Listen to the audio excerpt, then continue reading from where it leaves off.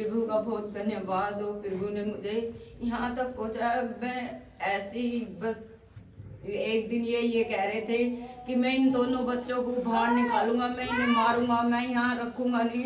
तो मुझे एक औरत मिली, उससे मैं ये कह रही थी कि भाई तूने भांजे को बताया कि भाई वो भांजा ऐसे भगत है, ये कर देगा वो कर देगा।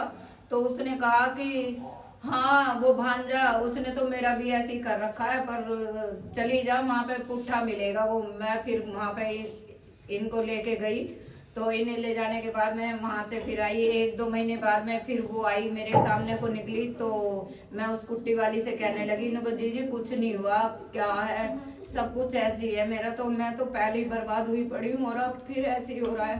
कहने लगी तो एक काम कर तू। मैं कहने लगी क्या? नुको देखिए यीशु मेडिकल स्टोर है ना, हाँ, नुको इनके पास चली जा तू। मैं उस दिन इन्होंने इतना परेशान कर रखा था कि इतना मन दुखी था कि हद से फालतू। तो मैं उस दिन 5 तारीख की बात है, 5 जून की बात है, मई जून की, मैं ऐसी रोती हुई ऐसी चली गई। मुझे कोई पता नहीं कि भाई क्या होगा क्या नहीं, मैं ऐसी रोती हुई चली गई। मैंने जाके वहाँ पे बताया तो यीशु मेडिकल स्टोर वाली दीदी ने, उन्होंने मेरे लिए प्रार्थना करी और फिर कहा बैठो, प्रार्थना करके चाय पिलाई, फिर खाना कहने लगी। मैं कहने लगी नहीं मैं नहीं खाऊंगी बस। तो मैंने इसके पापा जी से कहा मैं ऐसे ऐसे चली जाऊं, तो इन्होंने मेरा ऐसा साथ दिया। ये कहने लगे कि तुम चले जाओ, मैं तुम्हें रोकूंगा नहीं, कभी भी तुम जाओ। और आज मैं यहाँ पे आ रही हूँ।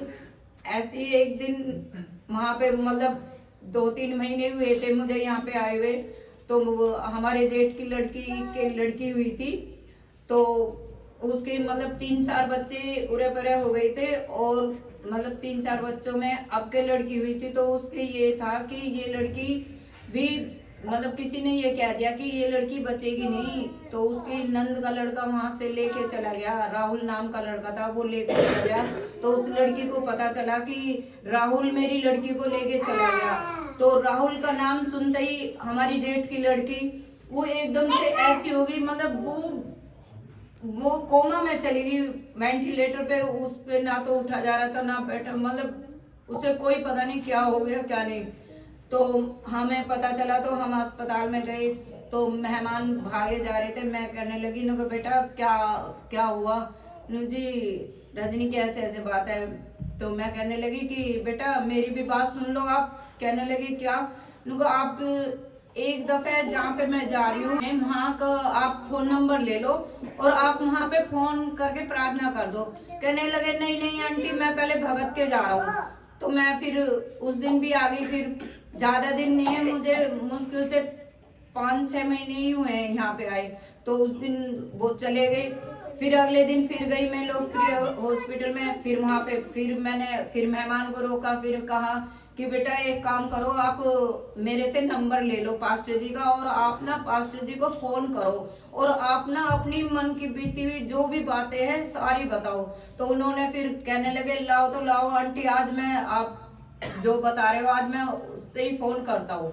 नुका अभी आराम हो जाएगा। तो उसे मतलब उन्होंने यहाँ पे फोन किया पास्टर जी को, तो पास्टर जी ने फोन सुना और उन्होंने प्रार्थना करी उस बेटी के लिए। तो जैसे आज प्रार्थना चालू हुई है, तो आज एक मशीन हटी है, फिर अगले दिन दूसरी हटी है, फिर मतलब तीसरे दिन ये कह दिया कि ये बेटी मतलब अब कमरे में शिफ्ट हो जाएगी।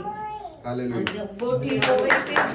फिर मतलब कमरे में आ गई। कमरे में आने के बाद में फिर उसने मतलब घर वालों को तो अपने पियर वालों को तो सबे पहचान लिया, पर ससुराल वालों को मेहमान को नाई कर दी कि भाई ये मेरे कोई नहीं है। तो वे लड़की इतनी वो थी कि मैं फिर गई देखने के लिए। मैं कहने लगी क्या हुआ? कहने लगी कि चाची इन्होंने तो सबको पहचान लिया, मुझे नहीं पहचान ली है। मैं कहने लगी हैं तो तुमने फिर दोबारा से प्रार्थना के लिए फिर कहो ना। तो कह रहे मैंने कह दिया था। तो मैंने फिर कहा, मैंने करा फिर फोन फिर पास्टर जी के पास में, तो पास्टर जी ने कह रहे कि प्रार्थना उनके लिए चल रही है। और फिर वो मतलब 5वें दिन वो वहाँ से छुट्टी होके वो आ चुकी है। वो अब उसकी बेटी भी सही है और वो भी ठीक है। और एक दिन मेरी बेटी जो छोटी लड़की है बरखा, उसको वो है थायराइड है और कई और गठिया बाय। तो मैंने वहां पे ही खून टेस्ट कराया था, उस लड़की ने कराया था, आई थी वो अपनी ससुराल से, मम्मी मेरा वो करा दे, टेस्ट करा दे। मैं कहने लगी तो करा ले तू टेस्ट। तो उसने टेस्ट कराया तो उसमें आया थायराइड आया और वो आई गठिया बाय।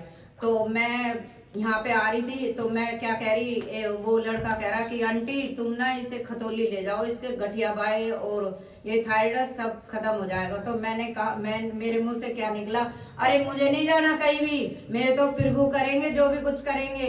तो फिर उसने 1-1.5 महीने पहले फिर रिपोर्ट कराई है कि आज उसका थायराइड भी और गठिया बाय भी एकदम सही हो गया, उसकी सारी नॉर्मल रिपोर्ट। और ये मेरे घर वाले हैं जी, इनके पाँव में मतलब बहुत ज्यादा दर्द था एडी में। तो यहाँ पे आए थे मेरे साथ में, तो मैं कहने लगी क्या हुआ, नो मेरी एडी में बहुत दर्द है, नो चलो एक दफे मेरे साथ तो चलो तुम, और तुम्हारी एडी का दर्द ठीक हो जाएगा। ये कहने लगे अरे कहाँ, चल तू ही चली जा, जहाँ भी जाना, मुझे नहीं जाना। मैं यूँ कहने लगी अरे चलो तो सही। ये कहने लगे चल। तो फिर जिस दिन यहाँ पे प्रार्थना कराई इनकी एडी की, आज इनकी एडी में दर्द जरा सा भी नहीं।